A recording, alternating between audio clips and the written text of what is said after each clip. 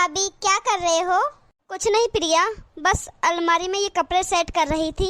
वाह भाभी, आपके पास साड़ियों का कलेक्शन कितना अच्छा है। हाँ प्रिया, मुझे साड़ियों का बहुत शौक है। और तुम्हें पता है, ये साड़ी तो मुझे मेरी मम्मी ने दी थी और ये तुम्हारे भैया ने मुझे फर्स्ट एनिवर्सरी पर गिफ्ट की थी। इन साड़ियों को मैं अलमारी में रख के आती हूँ। अरे रुको रुको भाभी, इतनी भी जल्दी क्या है? जरा दिखाओ तो सही मुझे ये साड़ियाँ। बड़ी अच्छी साड़ियाँ है भाभी, आप ये दोनों साड़ी मुझे दे दो। क्या प्रिया? हाँ, आप इन साड़ियों को अलमारी में मत रखो, ये दोनों मुझे दे दो। वैसे भी अगले महीने मेरी शादी है और वैसे भी मैं अपनी शादी में 40 जोड़ी साड़ियाँ लेके जाने वाली हूँ। अब ये 2 साड़ियाँ आपकी तरफ से हो जाएगी ना भाभी, तो आप ही के पैसे बच जाएंगे और मुझे इधर उधर भटकना भी नहीं पड़ेगा। पर प्रिया, ये दोनों ही मेरी फेवरेट साड़ी है। मैंने तुम्हें बताया तो था कि एक साड़ी मुझे मेरी मम्मी ने दी है और एक तुम्हारे भैया ने। अगर तुम्हें कभी भी पहनना हो तो ले जाना, मैं तुम्हें मना थोड़ी ना करूँगी कभी। क्या भाभी, अब आप मुझे छोटी छोटी चीज़ों के लिए मना करने लग गए? आप तो ऐसे कर रहे हो जैसे कि मैंने आपकी प्रॉपर्टी मांग ली। अच्छा हुआ मम्मी आप भी आ गए। मैंने भाभी से ये 2 साड़ियाँ क्या ले ली, भाभी की तो जान ही निकल गई। वैसे तो भाभी आप बहुत बड़ी बड़ी बातें करती हो कि तुम मेरी ननंद नहीं छोटी बहन जैसी हो। अब देख लिया मैंने ननंद के लिए प्यार आपका। अरे प्रिया, तुमने तो मेरी बात का गलत मतलब निकाल लिया। मैंने कभी भी तुम्हें अपनी ननंद नहीं माना, हमेशा छोटी बहन ही माना है। अरे बहू, तुझे किस चीज की कमी है इस घर में? बस ये 2 साड़ी के लिए तो अपनी ननंद को मना कर रही है। तुझे तो अच्छे से पता है ना, मेरी बेटी बस 1 महीने की मेहमान है इस घर में। मम्मी जी, मैं इन साड़ियों के लिए प्रिया को मना नहीं कर रही हूँ। ये दोनों साड़ी मेरी फेवरेट है। मैंने ये सोचा था कि ये दोनों साड़ी मैं प्रीति की शादी में पहनूंगी। बहू, जब मेरी शादी हुई थी ना, मेरी ननंद मेरी जिस चीज पे हाथ रखती थी ना, मैं वो उन्हें दे देती थी। कभी तेरे तरह नाटक नहीं किए मैंने। अब तू भी प्रिया को दे दे, ज्यादा भाव मत खा। मम्मी, ऐसा है कि भाभी ने शादी से पहले अपने घर में इतना कुछ देखा नहीं, तभी तो इनका दिल इतना छोटा है। इनके खुद का परिवार का ही खर्चा इतनी मुश्किल से निकलता है, और कहाँ हमारा इतना बड़ा घर परिवार और कहाँ इनका घर परिवार। लो पकड़ो भाभी आपकी साड़ियाँ, मुझे नहीं चाहिए। रहने दो प्रिया, तुम्हें पसंद है ये साड़ियाँ तो तुम ले लो। अब तो खुश? हाँ मम्मी। अरे बेटा, तू क्या कर रहा है? कुछ नहीं मम्मी, बस प्रिया की शादी के सामान की लिस्ट बना रहा हूँ। बेटा, मुझे तुझसे कुछ बात करनी थी। हाँ बोलो मम्मी। अरे बेटा, वो प्रिया कह रही थी कि उसे शादी में कम से कम 12 तोला सोना चाहिए। क्या 12 तोला सोना? हम प्रिया को 8 तोला सोना दे तो रहे हैं। मम्मी, प्रिया की तो डिमांड बढ़ती ही जा रही है। पहले उसने 20 जोड़े कपड़े के बोले थे कि 20 जोड़े कपड़े लेके जाऊंगी, अब वो 40-45 जोड़े बोल रही है। और अब आप बताओ, अब हम उसे 12 तोला गोल्ड कहाँ से देंगे? तो अरे बेटा, क्या हुआ? बेटियां कहाँ रोज रोज मांगती है। माना मम्मी कि बेटियों को रोज रोज नहीं दिया जाता, लेकिन जितनी चादर होती है उतने ही तो पैर पसारने चाहिए। हम 8 तोला सोना दे तो रहे हैं, अब 4 तोला एक्स्ट्रा कहाँ से लेके आए? बेटा, मैं सब समझती हूँ, तूने प्रिया की शादी के लिए लोन भी लिया है, तो तू ऐसा कर बेटा, बहू के गोल्ड में से 4 तोला गोल्ड उससे ले ले। अरे मम्मी, आप ये क्या बात कर रहे हो? काजल के पास कुल 5.5 तोला सोना ही है, और वो भी उसे उसके मम्मी पापा ने दिया है। और अगर उसमें से भी हम 4 तोला गोल्ड ले लेंगे तो उसके पास बचेगा क्या? अरे बेटा, एक बार प्रिया की शादी हो जाएगी ना, फिर हम धीरे धीरे बहू के गोल्ड वापस बना के दे देंगे उसे। आखिर हमारी इकलौती बेटी की शादी है ना बेटा, और तुम्हारी इकलौती बहन है। ठीक है मम्मी, आप इतना बोल रहे हो तो एक बार मैं काजल से बात कर लेता हूँ। हाँ बेटा, जा कर ले बात। काजल, मुझे तुमसे कुछ जरूरी बात करनी है। हाँ बोलो, क्या हुआ? और आप इतनी टेंशन में क्यों हो? वो क्या है काजल, प्रिया को 8 तोले की जगह 12 तोला गोल्ड देना पड़ेगा। क्या 12 तोला गोल्ड? हाँ काजल, और तुम्हें पता ही है हमारा इतना बजट नहीं है। हाँ मुझे पता है ये तो। और प्रिया की शादी में जरूरत से ज्यादा ही खर्चा हो रहा है। पहले उसने 20 जोड़े कपड़ों के लिए बोले थे, अब वो 40 बोल रही है। उसकी ना डिमांड दिन में दिन बढ़ती ही जा रही है। हाँ, प्रिया ने ही मम्मी से बोला है कि उसे 8 तोला सोना नहीं 12 तोला सोना चाहिए, और मम्मी भी मुझ पे इस चीज का दबाव बना रही है।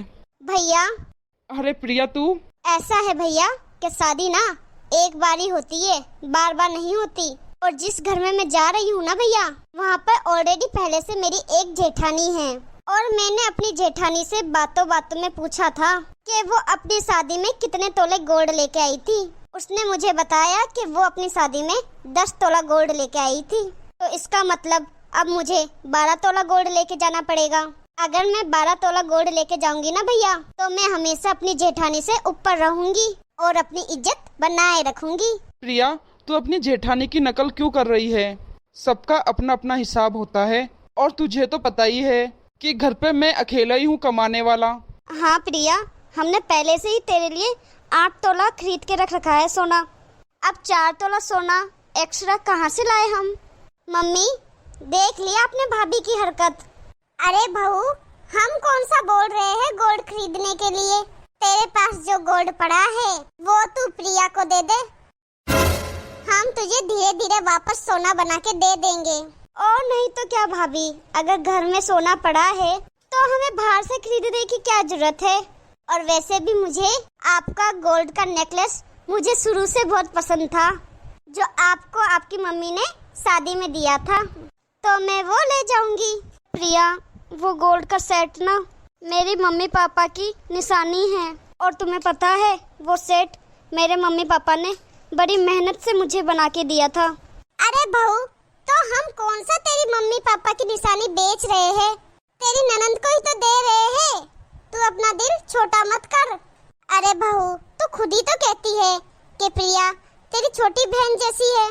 काजल मम्मी ठीक कह रही है, मैं तुम्हारे लिए गोल्ड धीरे धीरे बना के दे दूंगा। ठीक है, आप लोगों ने डिसाइड कर लिया है तो ले लो मेरा गोल्ड का सेट। थैंक यू काजल।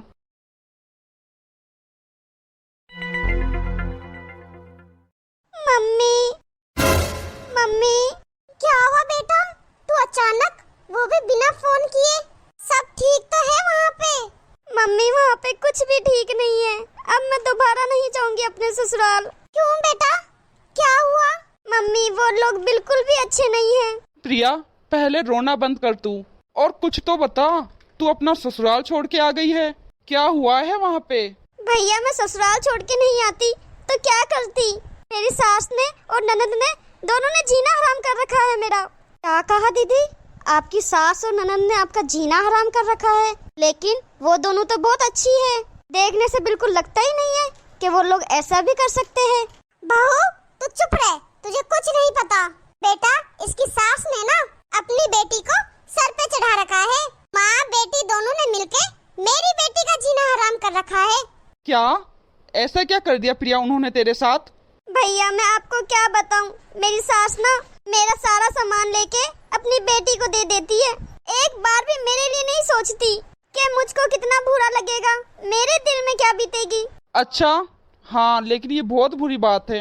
हाँ बेटा, तुझे पता नहीं है वो माँ बेटी कितनी लालची है। मेरी बेटी के हर सामान में उन दोनों की नजर रहती है। पता नहीं किस लालची परिवार में मैंने कर दी अपनी बेटी की शादी। क्या मम्मी जी, लालची परिवार? लेकिन दिखने में तो बड़े खाते पीते घर के लगते हैं वो लोग। ऐसा है भाभी, जो दिखता है वो वैसा होता नहीं है। वो लोग जैसे दिखते हैं वो वैसे नहीं है भाभी। पहले तो मेरी ननद मेरे कपड़े और मेरे सामान मांगती थी, आज तो उसने हद ही कर दी। आज पता वो क्या कहती? भाभी आपकी ये गोल्ड की चेन दे दो। मम्मी मैंने तो उन्हें साफ मना कर दिया। उन दोनों माँ बेटियों को 4 बातें सुना के घर छोड़ के यहाँ आ गई मैं। मम्मी मैंने तो सोच लिया है, मैं अब उस गरीब और लालची परिवार में कभी नहीं जाऊंगी। बेटा तूने बिल्कुल ठीक किया, ऐसे लोगों के साथ में ऐसा ही करना चाहिए। क्या मम्मी जी, ऐसे लोगों के साथ में हमेशा ऐसा ही करना चाहिए? एक बात बोलूं मम्मी जी, वो कहते हैं ना, कर्म हमेशा लौट कर वापस आता है। जैसा फल बोओगे वैसा ही फल पाओगे। आज जिस वजह से प्रिया अपना ससुराल छोड़ के आई है ना मम्मी जी, वो सब तो आप दोनों ने मिलके मेरे साथ भी किया है। प्रिया, तुम भी तो मुझसे मेरी हर चीज ले लेती थी। उस समय तुमने सोचा था कि मुझे कितना बुरा लगता होगा, मेरे दिल में क्या बीतती होगी। और तो और आपने मुझे कितनी बातें सुनाई कि मैं गरीब परिवार से हूँ, मैंने अपने परिवार में कुछ नहीं देखा, मेरा दिल छोटा है। और इसके बाद भी मैंने तुम्हें और मम्मी जी को कभी भी पलट के जवाब नहीं दिया, क्योंकि मेरे माँ बाप ने ना मुझे अच्छे संस्कार दिए हैं। प्रिया, तुम्हारी ननद ने तुमसे गोल्ड की चेन मांगी तो तुम घर छोड़ के यहाँ आ गई, पर तुम ये भूल गई तुमने अपनी शादी के लिए तुमने मेरा पूरा 4 तोला सोना ले लिया था, और मैंने तब भी तुम्हें कुछ नहीं बोला। और मम्मी जी कह रही है ऐसे लोगों को तो छोड़ के अपने घर चले जाना चाहिए, तो फिर मुझे भी जाना चाहिए। अरे नहीं बहू, मम्मी जी इसीलिए कहते हैं कि सामने वालों के साथ वही व्यवहार करो जो तुम्हें खुद को पसंद हो, क्योंकि कर्म हमेशा लौट के वापस आते हैं। हाँ, तुम सही कह रही हो बहू, मुझे माफ कर देना। हाँ भाभी, मुझे भी माफ कर देना, शायद मुझे मेरे कर्मों का फल ही मिला है। भाभी, मैं आपके गहने वापस लाके दे दूंगी, मुझे माफ कर दो भाभी। कोई बात नहीं प्रिया, तुम्हें समझ आई, मेरे लिए यही बहुत है। सो हे गाइस, कैसी लगी आपको हमारी ये स्टोरी? कमेंट करके हमें जरूर बताइए, और अगर वीडियो अच्छी लगी हो तो लाइक शेयर करना ना भूलिए। और अगर हमारे चैनल को अभी तक सब्सक्राइब नहीं किया है तो फटाफट से सब्सक्राइब कीजिए, और ऐसी ही मजेदार वीडियो सबसे पहले देखने के लिए बेल आइकन दबाना ना भूलिए। मिलते हैं अगली वीडियो में। वीडियो को अंत तक देखने के लिए धन्यवाद।